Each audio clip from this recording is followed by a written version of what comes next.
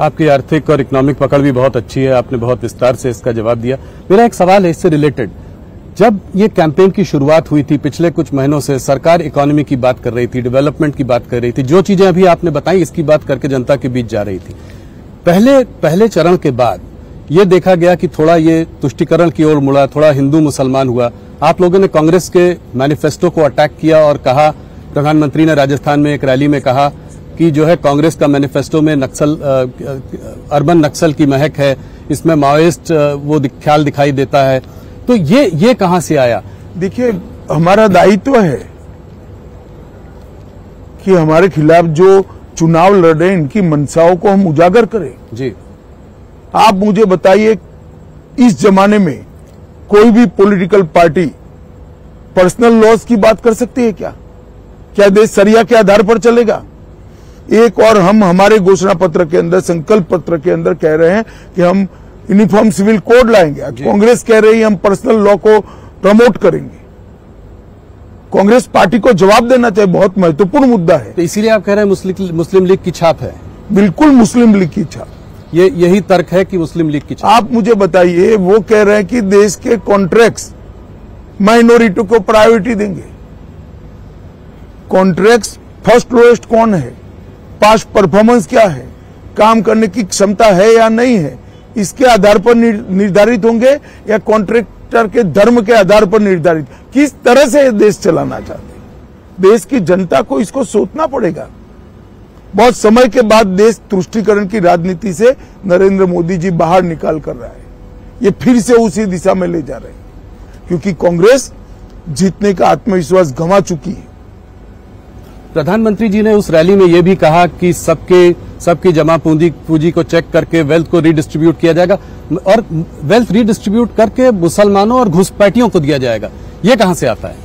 ये वहां से आता है, देश के प्रधानमंत्री, तत्कालीन प्रधानमंत्री मनमोहन सिंह का बयान है, बड़ा प्रसिद्ध बयान था जी, कि इस देश के संसाधनों पर सबसे पहला अधिकार माइनॉरिटी का और माइनॉरिटी में भी मुसलमानों का है जी।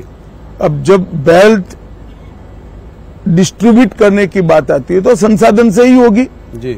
सरकार उसको लोगों की संपत्ति को लेकर डिस्ट्रीब्यूट करेगी। तो और मैं कहता हूं कि अगर ये सच नहीं है तो कांग्रेस पार्टी बताए इसका मतलब क्या है?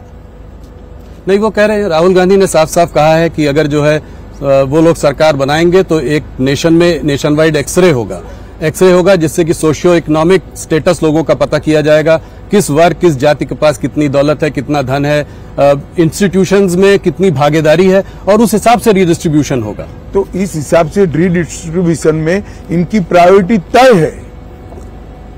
वो कहते हैं इनइक्वालिटी को खत्म करने का यही तरीका है। वो उनकी समझ है। मुझे लगता है इतनी पुरानी पार्टी ने अपना मैनिफेस्टो माइनॉरिटीज और एक्सट्रीम लेफ्ट आइडियोलॉजी वाले लोगों को आउटसोर्स किया है। तो जो मंगलसूत्र की बात है वो कहां से आती है? वो इसी का एक स्वाभाविक रूप से जब वेल्थ आती है तो सारी चीजें इंक्लूड होती है। तो स्त्री धन हो गया, लोगों के पास जो जितनी जमा पूंजी है वो हो गई, प्रॉपर्टी। इनहेरिटेंस टैक्स की बात की थी सैम पित्रोदा जी ने, उसको आप कैसे देखते हैं? देखिए, मुझे लगता है कि सैम पित्रोदा एक आइवरी टावर में जी रहे हैं। इनको इस देश के संस्कार, इस देश की जनता का मूड और इस देश की परंपराओं से कोई लेन देन नहीं। तो आप कभी नहीं लाएंगे इसको, इनहेरिटेंस टैक्स को, विरासत टैक्स कभी नहीं लाएंगे? हमने हमारा संकल्प पत्र जनता के सामने पारदर्शिता के साथ रख दिया। इसमें सारी बातें, हम कुछ छिपा कर नहीं करेंगे। एक और बात जो है, जो चर्चा में है इस वक्त, वो ये है कि मैनिफेस्टो को कांग्रेस के देखते हुए आप लोग कह रहे हैं कि ये ओबीसी रिजर्वेशन को काटकर मुसलमानों को दे देंगी। इस मैनिफेस्टो नहीं, ये कर चुके हैं जी। कर्नाटक में उनकी सरकार थी, रातों रात कर्नाटक के सारे मुसलमान को बैकवर्ड बना दिया। ना बैकवर्डनेस का सर्वे हुआ, ना कोई कमीशन बना, धर्म के आधार पर सारे लोगों को बैकवर्ड घोषित कर दिया और उनको रिजर्वेशन भी दिया। अब ये रिजर्वेशन जो कटा वो ओबीसी का ही कटा है। इसी तरह से आंध्र प्रदेश में, संयुक्त आंध्र में जब उनकी सरकार थी, मुसलमानों को रिजर्वेशन दे दिया। तो ये किसका कटता है? एसटी, एससी, ओबीसी का ही कटता है। जब ये बात मैंने कही कि हम ये धर्म के आधार पर रिजर्वेशन को समाप्त कर देंगे, तो मेरे वीडियो को तोड़ मरोड़ कर जनता के सामने पेश किया। जी, आज आपने प्रेस कॉन्फ्रेंस भी की। राहुल गांधी के राजनीति के अंदर कांग्रेस की कमान संभालने के बाद राजनीति का स्तर सतत सातत्यपूर्ण तरीके से राहुल गांधी गिरा रहे हैं। संसद में आप बहस नहीं कर सकते हो, शोर शराबा करना, बहिष्कार कर देना, बोलने नहीं देना, डिबेट में हिस्सा नहीं लेना और बाहर निकलकर प्रेस करना कि हमारे साथ अन्याय हो रहा है। क्या समझते देश की जनता को? देश की जनता ये सब नहीं जानती है। देश की जनता ये सब चीजें बहुत अच्छे तरीके से जानती है। लोकतंत्र में हेल्दी डिबेट होनी चाहिए और आप लोग भी उनको कुछ नहीं पूछते हो। जी, आप लोगों को भी पूछना चाहिए, मगर आप लोग सवाल हमें ही पूछते हो, उनको नहीं पूछते हैं। नहीं, जरूर उनसे भी पूछ रहे हैं हम लोग, हमारी टीम लगी हुई है। एक बात जो है कास्ट सेंसस की है, इसी से जुड़ा हुआ सवाल है। कास्ट सेंसस की है, उसके बारे में वो बात करते रहते हैं, कहते हैं जितनी आबादी उतना हक। इसको आप कैसे देखते हैं? कितने साल तक इस देश में कांग्रेस का शासन रहा? 55 साल तक रहा, कभी नहीं कराया। अब जब लगातार हार रहे हैं तब ये सारे चीजों को वो बोल रहे हैं, इनकी मंशा नहीं है। इस देश में पिछड़ा वर्ग विरोधी कोई पार्टी है तो एकमात्र पार्टी है कांग्रेस पार्टी। काका साहेब कालेलकर कमीशन को इन्होंने सालों तक ओपन ही नहीं किया जी। मंडल कमीशन को दबा कर रखा जी। सेंट्रल के इंस्टीट्यूशन में ओबीसी को, पिछड़ा वर्ग के लोगों को रिजर्वेशन नहीं दिया। जब मंडल कमीशन लागू हो रहा था, विपक्ष के नेता के रूप में राजीव गांधी ने 2 घंटे का विरोध का भाषण कराया।